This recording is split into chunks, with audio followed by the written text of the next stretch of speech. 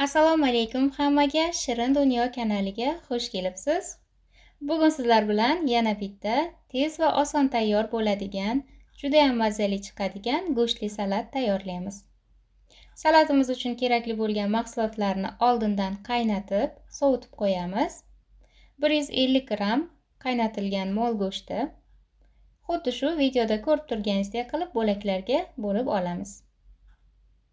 Mol go'shtini tuzli suvda qaynatib, o'sha suvini o'zida sovutishga qoldiramiz.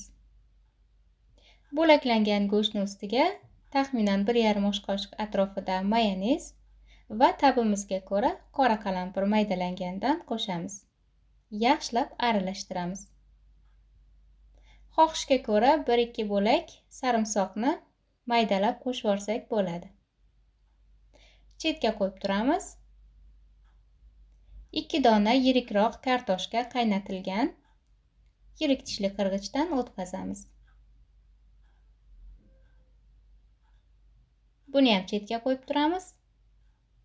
2 yoki 3 dona qaynatilgan sabzi, buni ham yirik tishli qirg'ichdan o'tkazamiz.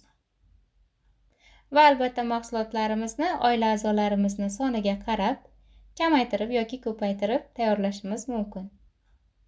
4 dona qaynatilgan tuxum qirg'ichlab olamiz.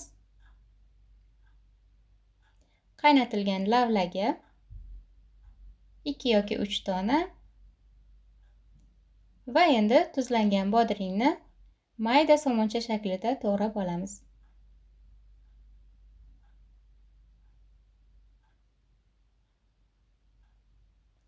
Hamma mahsulotlarimizni tayyor qilib bo'ldik.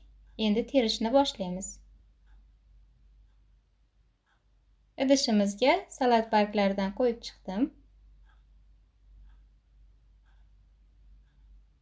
Va endi o'rtasiga eng birinchi qismiga kartoshka qaynatilgan, qirg'ichlangan kartoshkani joylashtiramiz.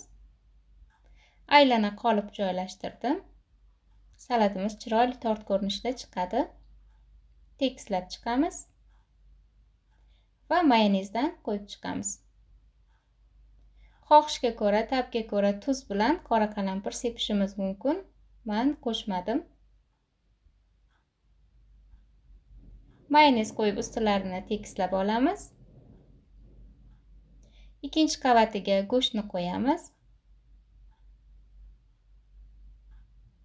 Tekislab chiqamiz. Go'shtga mayonez qo'shilgani uchun bunisiga mayonez sepish shart emas. 100 yoki 120 gram atrofida qirg'ichlangan pishloq va yana mayonez. Xuddi shu tartibda davom etamiz. Sabzini joylashtiramiz. Tekislab olib yana mayonez qo'yamiz. Tuzlangan bodring.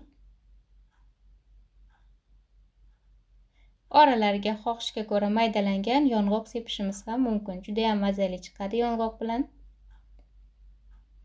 Tuxumni joylashtiramiz.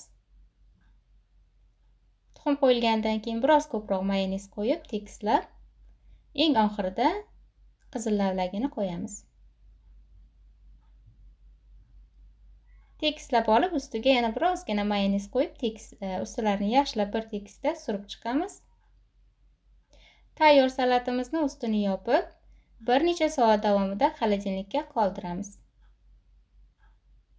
Va keyin olib bemalol ustilarini bezatib, dasturxonga tortsak bo'ladi. Oradan vaqt o'tdi. Ustiga biroz to'g'ralgan ko'kat qo'ydim va maydalangan yong'oq sepdim. Albatta xohishga ko'ra bezatishimiz mumkin. Hamma o'zini fantaziyasiga qarab bezatib dasturxonga tortsa bo'ladi. Mazasi juda ham mazali, yoqimli ta'mda bo'ladi. Kesilganda ham formasini ushlab turadigan, juda ham chiroyli ko'rinishdagi ishtahali salat bo'ladi. Albatta tayyorlab ko'rishlaringizni tavsiya qilaman. Videolarimizga like bosib, izoh yozib qoldirish esimizdan chiqmasin. Har doimgidek Shirin Dunyo kanalini kuzatishda davom eting va yana keyingi video retseptlarimizda ko'rishguncha omon bo'ling.